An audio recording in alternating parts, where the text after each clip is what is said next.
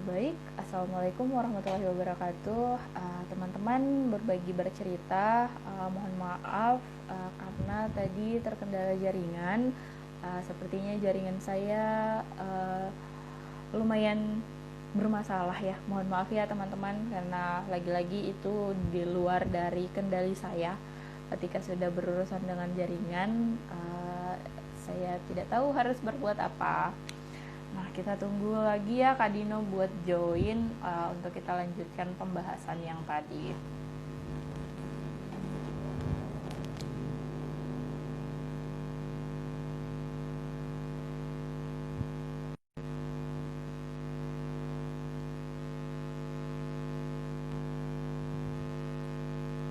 Oke, kita tunggu Kak Dino dulu ya teman-teman buat join, baru kita bahas kembali beberapa poin yang akan kita ulang mungkin, atau akan kita ulang dari awal ya. Tunggu nanti kesepakatannya Kak Dino seperti apa.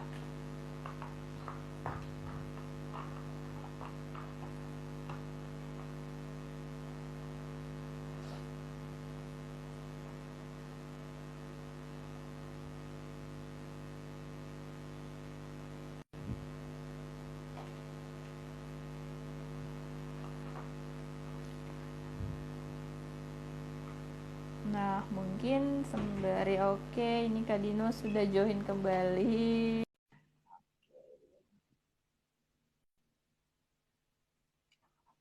Tunggu ya. Oke, Oke, maaf ya Kak, karena tadi jaringan saya yang bermasalah, oke, akhirnya bermasalah lah live IG-nya. enggak apa-apa. Oke, maaf ya membuang waktunya Kak Dino sejam tadi. Maaf. Enggak apa-apa, dimaafkan. Oke, oke, terima kasih. Nah, mungkin karena tadi pembahasannya sudah jauh melanglang buana, mungkin Kak Dino mau menyimpulkan dari materinya Kak Dino sendiri seperti apa terkait tentang masa depan, apakah harus dicemaskan? Mungkin dari uh, penjelasan terkait kecemasan itu seperti apa, terus kenapa akhirnya masa depan itu, apakah masa depan itu tidak apa-apa ketika dicemaskan seperti apa? Oke, baik, terima kasih sebelumnya. Mohon maaf pada seluruh pemirsa di live IG berbagi cerita. Tadi sempat terjeda. Oke, semoga dimaafkan semuanya. Oke, di sini saya akan memberikan review singkat terkait materi yang telah saya jelaskan di awal. Sebenarnya bukan materi, hanya diskusi biasa.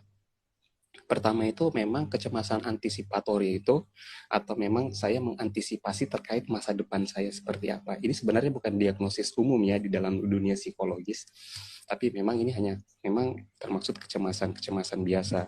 Bukan biasa sih, tapi memang dalam tanda kutip.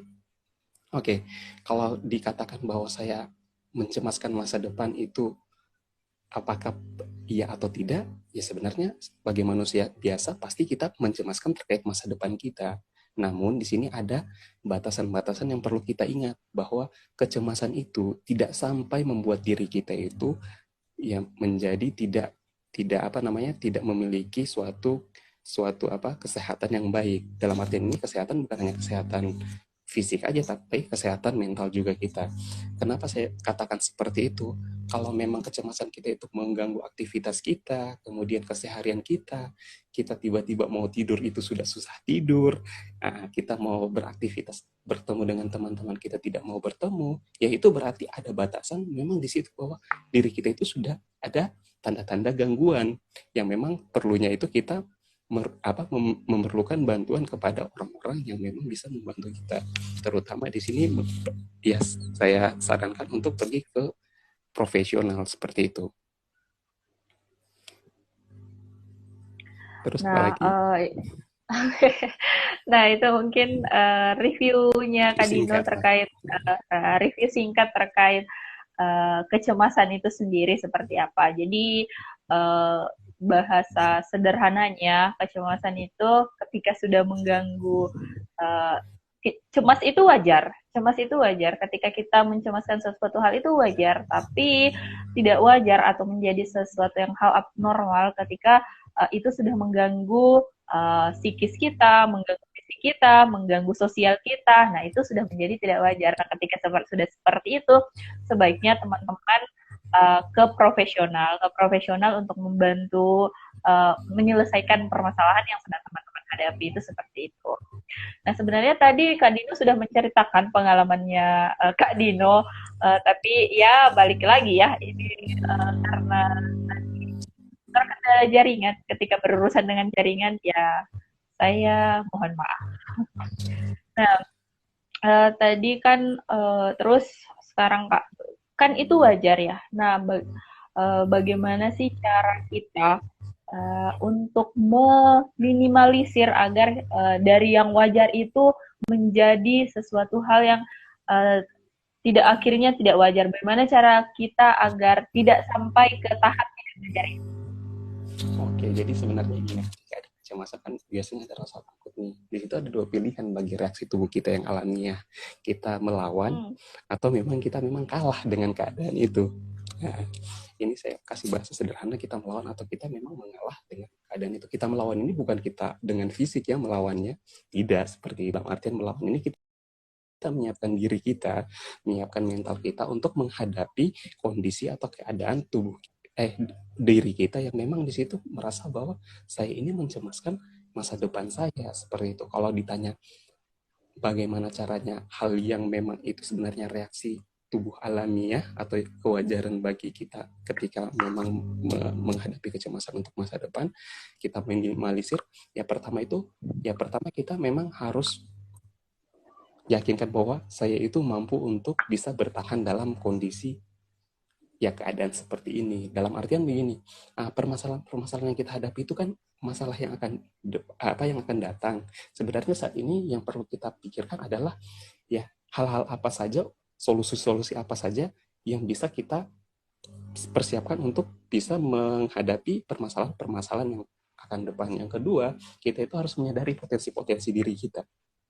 Potensi diri kita itu ya sekiranya apapun yang memang bisa membantu kita untuk kita kembangkan untuk perencanaan masa depan kita itu sangat baik buat diri kita untuk mempersiapkan ya hal-hal apa yang akan kita hadapi ke depannya.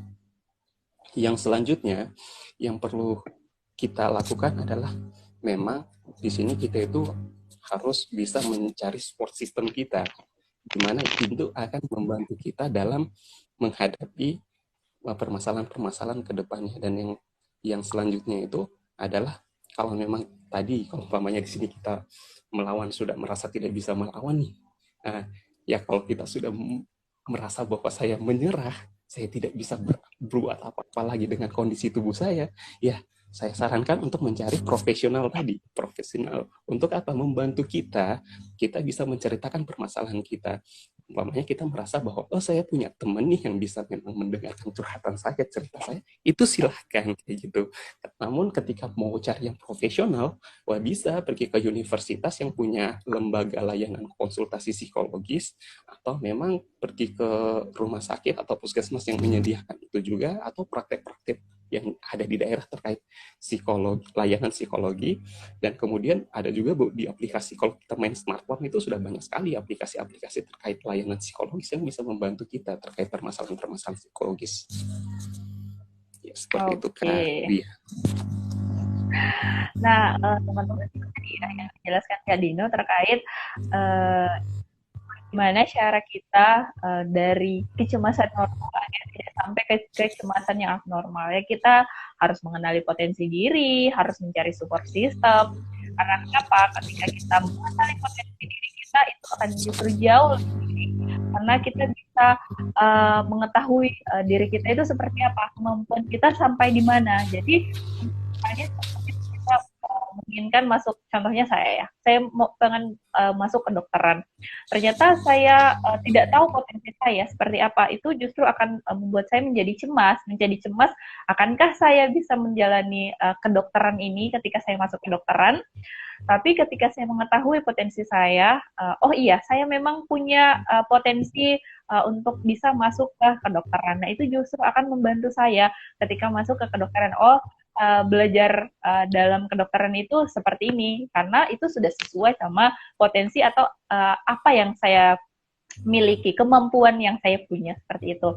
Nah, selain itu ada support system juga. Jadi memang support system ini menjadi sesuatu hal yang penting dalam kehidupan kita.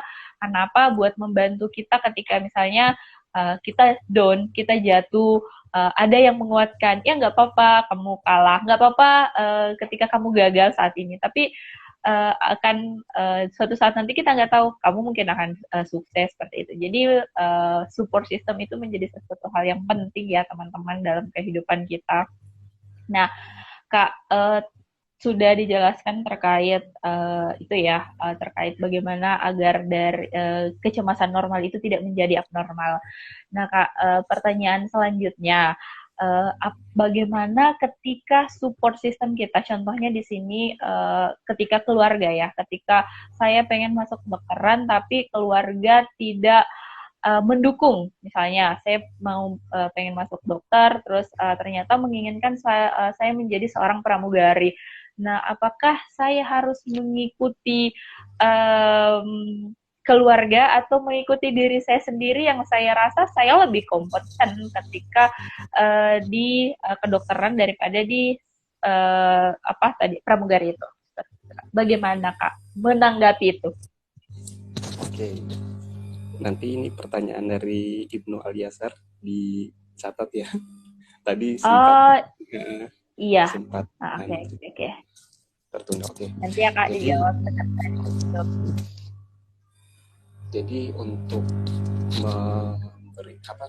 memberikan pandangan kepada orang tua yang memang saat itu kita beda pandangan, dalam artian di sini apakah saya pribadi mengikuti orang tua atau memang saya pribadi harus maju untuk bisa mengikuti apa keinginan saya. Pada dasarnya ketika menemukan masalah seperti itu, saya pribadi sebenarnya kalau berpikir secara saya pribadi, di sini saya kembalikan kepada bagaimana saya komunikasikan kembali permintaan atau keinginan saya itu kepada orang tua. Memang kalau komunikasi 1, 2 kali, 3 kali memang itu belum mencapai hasil, memang perlu kita komunikasikan karena ini ada hal yang penting. Nah, kita menjelaskan soal kemampuan kita kepada orang tua, terkadang orang tua juga menganggap ya itu mungkin kamu hanya seperti itu, udahlah ikut saya aja lah kayak gini kayak gitu. Nah, di suatu kesempatan banyak saya mendapatkan hal-hal seperti itu, tapi ketika memberikan pelajaran kepada saya juga, kepada waktu saya memberikan juga masukan kepada teman-teman, ketika mereka berkomunikasi kepada orang tua, memang ada beberapa hal sebenarnya yang perlu dia siapkan. Pertama itu dia harus menyadari bahwa sebenarnya diri ini ketika memilih suatu jurusan atau keinginan itu memang dia akan bertanggung jawab. Tidak dalam artian kalau saya mau menjadi dokter, saya mau masuk fakultas kedokteran, apakah saya akan mempertanggungjawabkan nanti saya akan bisa menyelesaikan dengan baik, kemudian saya menunjukkan apakah saya bisa berprestasi di situ. Yang ketiga itu saya bisa mempertanggungjawabkan pilihan saya tersebut, kayak seperti itu. Nah, hal ini pernah terjadi kepada beberapa sahabat saya dengan beberapa klien itu ketika menyampaikan bahwa begitu sama orang tuanya dan mereka bisa bertanggung jawab, akhirnya itu orang tuanya juga itu ya mendukung keinginan dari orang tersebut seperti itu. Kemudian ketika itu juga kita tidak bisa dengan mudah membantah orang tua. Yang kedua itu yang kita lakukan ya ketika meyakinkan sudah bertanggung jawab, sudah. Memang yang ketiga ini agak berat kalau memang itu sudah tidak bisa ya tidak bisa lagi kita temukan jalan keluarnya, ya sebisa mungkin memang di situ kembalikanlah kepada diri kita apakah memang mengikuti dari orang tua atau memang kita pribadi seperti itu. Oke. Berarti memang harus dikomunikasikan ya Kak? Komunikasikan ke orang tua. Komunikasi penting. Oke. Komunikasi itu penting ya teman-teman dalam segala hal apapun. Nah, ini tadi pertanyaan dari Kak Ibnu Al-Yasar. Pertanyaannya, bagaimana cara mengimbangi kecemasan yang berlebih, apalagi banyak permasalahan yang terngiang-ngiang sehingga konsentrasi berkurang? Oke, Kak. Nah, bagaimana caranya, Kak, untuk mengimbangi kecemasan kalau misalnya bukan cuma satu jadinya masalahnya. Jadi ada banyak permasalahan yang dipikirkan. Itu bagaimana cara mengimbangi agar cemasnya itu tetap normal, tidak pada tahap abnormal. Oke, jadi seperti ini. Sebenarnya memang hal ini ketika kita berada di situasi ini sebenarnya memang agak susah ya kita berpikir jernih, gimana nih caranya untuk seperti ini. Tapi kalau sebisa mungkin itu kita bisa menyiapkan diri dengan seperti ini tadi. Yang pertama itu dari permasalahan-permasalahan ini yang seperti yang saya ceritakan di sesi sebelumnya, langsung Pak Dini. Ya. Memang di sini Mungkin saya, nanti bisa kalau saya, diceritakan ulang ya Kak. ya, di sini saya mencoba untuk menuliskan kembali kira-kira permasalahan-permasalahan yang seabrek itu apa aja di situ. Nah, saya journaling tadi, tulis permasalahan 1, 2, 3, 4, 5, 6, 7, sampai berapa, seperti itu. Kemudian saya akan melihat kira-kira di sini ini sebenarnya hal-hal apa saja yang bisa saya siapkan dalam artian solusinya. Memang ketika saya berpikir terkait masalah-masalahnya terus, ya pasti konsentrasi saya itu akan ambiar kayak gitu. Sobat ambiar nanti Benar-benar. semua disebut ambiar. Jadi Iya, iya. masalah apa banyak permasalahan itu kita memikirkan masalah tanpa memikirkan solusi itu, ya memang di situ akan membuat kita konsentrasinya kita menurun. Namun saran saya di sini adalah sebisa mungkin kita menyelesaikan memang yang benar-benar bisa kita selesaikan. Nah, kita mencari solusi-solusinya satu persatu seperti itu. Nah, karena walaupun bagaimanapun kita bukan manusia super ya, umpamanya ada 3 permasalahan Iya, dalam itu, kita dalam hari itu, menit itu, detik itu kita menyelesaikan langsung 3 itu sangat tidak mungkin seperti itu. Bunuh diri pun sekalipun itu tidak mungkin menyelesaikan masalah kita, dan ini tidak sangat dianjurkan seperti itu. Oleh karena itu sebisa mungkin kita tetap menjaga suasana hati kita, kognitif kita, pikiran kita, kemudian bagaimana mood kita jaga dengan baik. Agar apa? Di sini agar kita tidak berpikir menjaga pemikiran kita agar tidak berlebih. Kemudian itu menjaga perilakunya juga kita biar tidak berlebih, tapi kita menyiapkan solusi-solusi dari permasalahan-permasalahan kita seperti itu.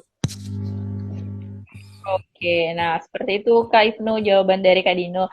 Jadi kita buat kayak perencanaan-perencanaan. Misalnya mungkin Kak Ibnu ada sederet masalah yang akan Kak Ibnu selesaikan. Nah mungkin yang bisa Kak Ibnu lakukan adalah Kak Ibnu menuliskan permasalahan-permasalahan yang Kak Ibnu alami. Terus setelah itu di sampingnya Kak Ibnu menuliskan alternatif solusi apa yang akan Kak Ibnu lakukan. Misalnya mungkin sebagai contoh, Kak Ibnu masalahnya cemas terhadap masa depan ya, cemas terhadap masa depan. Nah, di kolom selanjutnya Kak Ibnu bisa menuliskan alternatif solusi yang akan Kak Ibnu lakukan itu apa, seperti apa solusi-solusi yang akan Kak Ibnu solusi-solusi yang akan Kak Ibnu lakukan untuk mengurangi kecemasannya itu seperti apa, untuk menyelesaikan masalahnya itu seperti apa. Jadi jelas ketika jelas kita akan bermasalah ya ketika kita cuma memikirkan permasalahan tanpa kita memikirkan solusinya yang akan kita berikan itu seperti apa.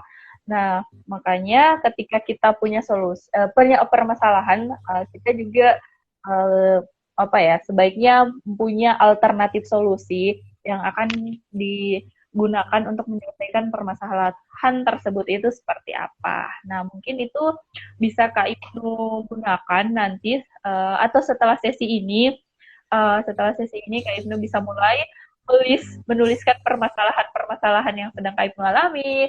Terus setelah itu Kak Ibnu menuliskan alternatif solusinya seperti apa. Misalnya mungkin dari permasalahan yang menurutnya Kak Ibnu, ini permasalahannya lebih ringan dibandingkan permasalahan yang lain, seperti itu. Agar Kak Ibnu termotivasi untuk menyelesaikan permasalahan-permasalahan yang lainnya. Seperti itu kayaknya ya Kak ya?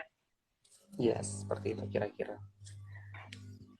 Oke, nah tadi juga Kak Dino bilang support system Kak Ibnu. Mungkin setelah ini Kak Ibnu bisa langsung curhat ke Kak Dino untuk untuk membantu menyelesaikan permasalahannya ya Kak.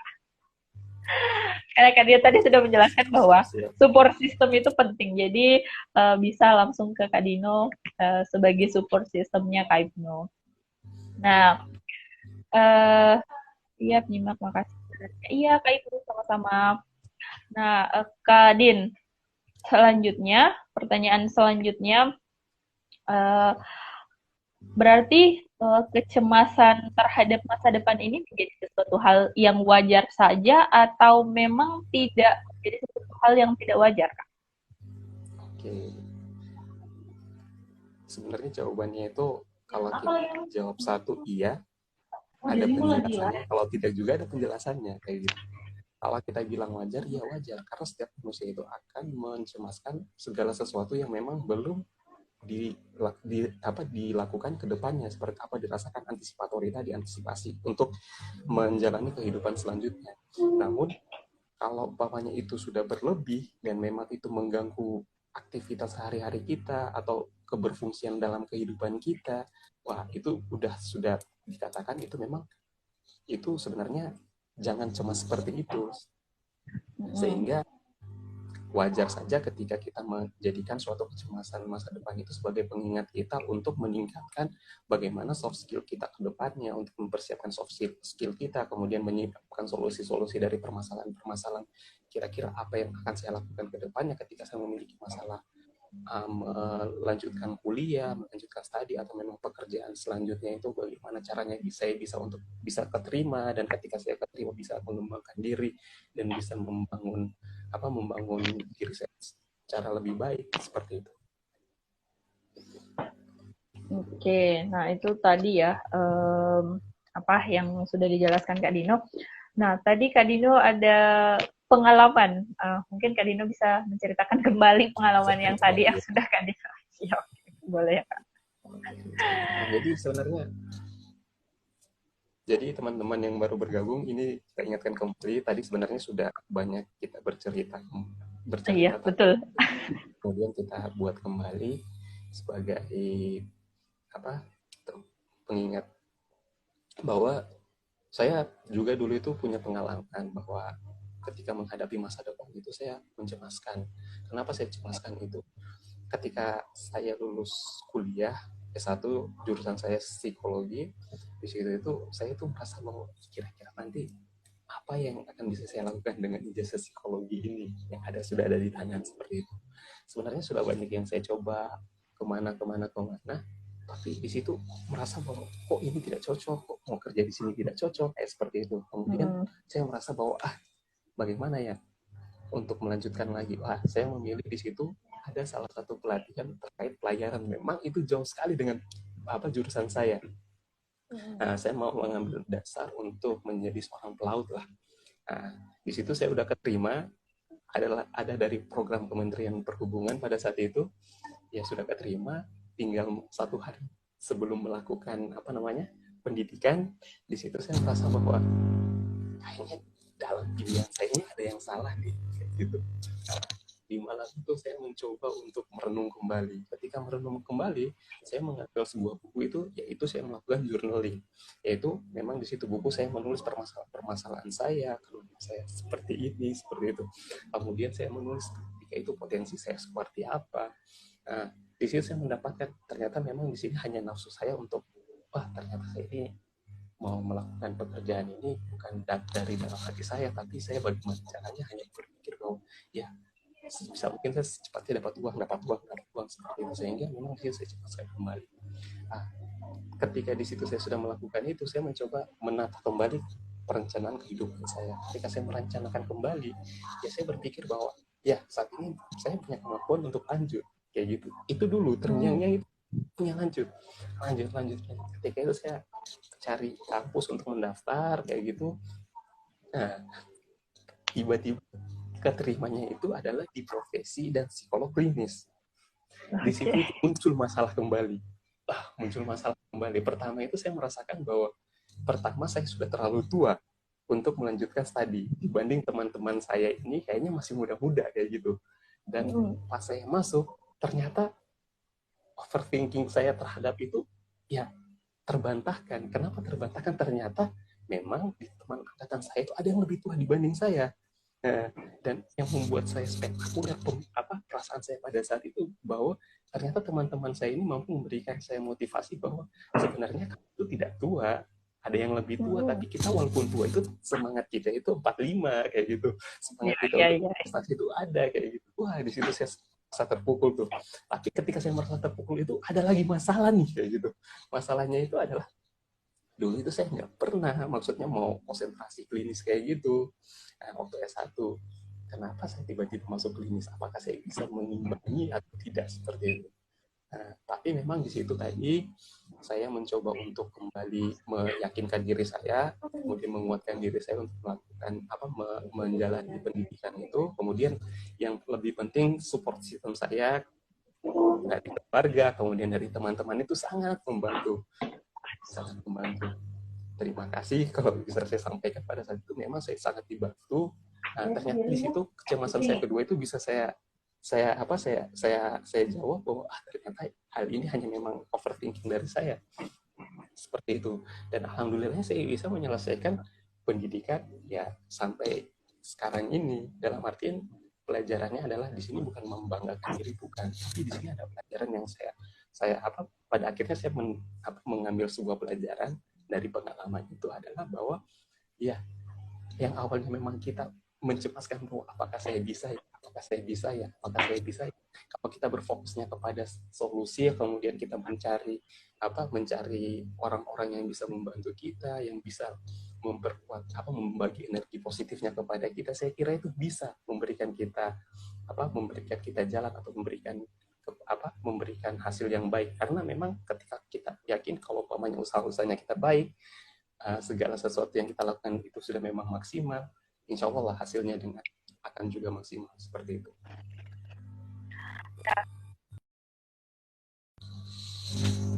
Kak, tadi saya cerita terkait gimana Kak Dino mencemaskan masa depannya Kak Dino sendiri. Nah, salah satunya ada Kak Dino bilang bahwa pemikirannya Kak Dino di kampus itu Kak Dino yang lebih tua teman yang lain, tapi ternyata di pasangan Kak Dino melihat bahwa ada ternyata yang lebih tua daripada Kak Dino. Nah, apakah berarti penyebab dari kecemasan itu sendiri adalah pikiran kita, Kak, atau seperti apa? Iya, benar sekali. Pada saat itu memang suasana hati kemudian itu menyebabkan pikiran juga saya tidak jernih ya. Maksudnya di situ adalah pelajaran adalah memang ketika memang kita menganggap bahwa sesuatu itu akan sulit kita membuat kita pikiran-pikiran kita itu ya berlebih, kayak overthinking seperti itu. Ketika overthinking ini yang menyebabkan kita itu membuat persepsi kita itu ya tidak mencapai, tidak bersih lah, dalam artian wah ini tidak lurus nih kayak gitu. Seumpama saya sebenarnya punya kemampuan untuk kuliah meluluskan kuliah di situ atau studi di situ kayak begitu. Tapi dalam perjalanannya di situ pemikiran kita kayaknya kamu nggak bisa deh. Wah, di situ bermasalah tuh. Ketika bermasalah itu kan ada dua tuh kondisi tubuhnya kita, apakah kita melawan itu atau memang kita udah kalah dari pergejolakan yang ada di dalam pikiran kita. Seperti itu. Memang terkadang itu kita menganggap ini hanya pikiran, tapi jangan anggap remeh lah ketika ada pemikiran kita yang memang salah seperti itu. Kalau bisa itu ya kita bisa selesaikan dengan baik. Apakah itu dari diri kita, apakah kita harus meminta pertolongan dari yang lebih berkompeten seperti itu.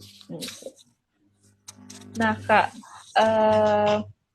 bagaimana ketika kan itu dari pikiran kita ya, berarti itu dari diri sendiri. Nah, bagaimana ketika kecemasan itu terbentuk karena adanya omongan-omongan dari orang lain atau bahasa kerennya sekarang netizen ya.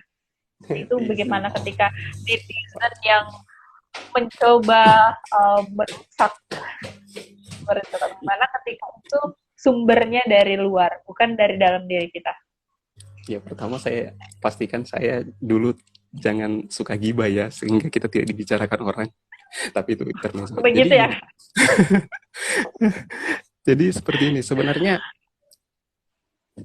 itu ketika konteks nyatanya itu sebenarnya terkadang kita memikirkan bicara orang lain, perkataan orang lain kayak gitu. Sebenarnya memikirkan perkataan orang lain itu ya boleh. Nah, masa nggak boleh? Tapi dalam artian ya udah dia bicarain saya seperti itu. Tapi kan kalau rasional kita menganggap bahwa kita tidak bisa mengatur bahwa lu itu bisa ngomongin saya apa-apa gitu. Nah, tapi kita itu bisa itu yang kita bisa itu adalah kita mengatur diri kita dari omongan orang lain. Ketika dia udah omongin saya seperti itu, ya udah, pamannya dia buruk terhadap kita, bagaimana posisi tubuh kita atau diri kita itu mempersepsikan itu sebuah hal yang positif seperti itu. Dalam artian di sini, oh dia mau ngomongin saya seperti ini ya. Kita kan tidak bisa melarang orang untuk omongin kita seperti apa. Jadi kalau memang kita mencemaskan apa perkataan orang lain, mungkin itu bisa jadi, tapi jangan terlalu berlebih lah cemaskannya. Nah, karena memang kembali lagi dalam artian dalam hidup ini ya kita yang jalani kayak gitu. Betul, betul, betul. Iya, kalau seperti yang selalu saya bilang, bahwa kita itu tidak bisa mengontrol orang lain. Yang bisa kita kontrol adalah diri kita sendiri. Bagaimana orang lain berkomentar tentang kita, bagaimana orang lain berpersepsi tentang kita, itu hak mereka. Jadi kita nggak akan bisa mengontrol bagaimana mereka mengungkapkan persepsinya tentang kita, tapi yang bisa kita kontrol adalah diri kita sendiri. Jadi buat teman-teman berbagi bercerita, kalau Kak Dino bilang, tidak semua informasi yang harus kita cerna di dalam otak, tidak semua apa yang orang lain bilang itu harus kita cerna, terus akhirnya membuat kita menjadi cemas, karena mungkin misalnya contohnya mungkin karena omongan orang lain yang bilang seperti ini, kamu nggak akan bisa lulus di kedokteran, atau kamu nggak akan bisa menjadi psikolog yang handal, contohnya kayak gitu. Itu adalah omongan-omongan orang lain yang tidak tidak harus kita masukkan ke otak lalu kita cerna dengan mentah-mentah, terus akhirnya kita mikir, oh iya ya, jangan-jangan nanti di masa depan saya tidak bisa menjadi seorang psikolog yang handal, akhirnya saya tidak bisa membahagiakan orang tua. Ya, itu adalah kondisi-kondisi di luar kondisi-kondisi negatif ya Kak ya, yang omongan-omongan netizen yang tidak Di luar harus kendali kita lah. di luar kendali kita lah ya, di luar kendali kita yang tidak harus kita masukkan ke otak lalu kita cerna, ya akhirnya membuat kita menjadi tidak sehat mental, yang mungkin karena hal tersebut kita menjadi cemas lah terhadap masa depan kita, seperti itu. Mungkin seperti itu ya Kak Din, atau ada tambahan dari Kak Din? Saya kira yang terpenting itu ya tadi, memang sebisa mungkin kita itu bisa mengendalikan diri kita ya secara baik. Kemudian itu memang informasi apa yang kita dapatkan kita bisa cerna dengan baik. Kemudian itu kita itu tidak mudah termakan omongan atau hoax dari orang lain, seperti itu. Intinya saat ini memang kita itu harus menjaga mental kita dalam kondisi yang paripurna lah. Apalagi saat ini memang kita lagi di tengah pandemi seperti ini kan, banyak sekali permasalahan. Tapi banyaknya masalah itu sebenarnya menuntut kita agar kita juga lebih menjaga kenormalan kita atau kewarasan kita dalam berpikir, bertindak, dan juga suasana hati kita. Seperti itu. Oke, betul Kak. Kak, mungkin ada sepatah dua patah kata yang Kak Dino mau sampaikan untuk semua teman berbagi bercerita dimanapun berada terkait dari masa depan tersebut. Apakah harus dicemaskan atau seperti apa? Mungkin ada closing statement mungkin ya, seperti itu Kak. Oke, closing statement-nya itu seperti tadi. Jadi terhadap masa depan itu tidak perlu kita terlalu berlebih untuk memikirkannya, sebab yang paling penting itu bukan masalah yang lebih, tapi bagaimana kita memikirkan solusi-solusi yang memang ya yang harus kita jalankan seperti apa. Mungkin seperti itu saja closing statement. Intinya lebih mudah kita berpikir lebih jernih, kemudian suasana hati kita jaga agar tidak memberontak sana sini, kemudian memang ya yang terpenting lah kita menjaga kesehatan mental kita dengan baik, seperti itu. Betul Kak, karena kesehatan mental akan mempengaruhi kesehatan fisik. Jadi ketika teman-teman kesehatan mentalnya terganggu, itu akan mempengaruhi kesehatan fisiknya juga teman-teman. Jadi itu tadi beberapa informasi atau bincang-bincang psikologi bersama dengan Kak Dino. Sebelumnya Kak, saya ucapkan terima kasih karena sudah mau membersamai saya di live IG kali ini. Mungkin di lain kesempatan kita bisa lagi bersama Kak Dino. Terima kasih banyak Kak untuk kesempatannya. Semoga Kak Dino sehat-sehat selalu di rumahnya, terus jobnya banyak, biar banyak kebahagiaan. Amin, amin, amin.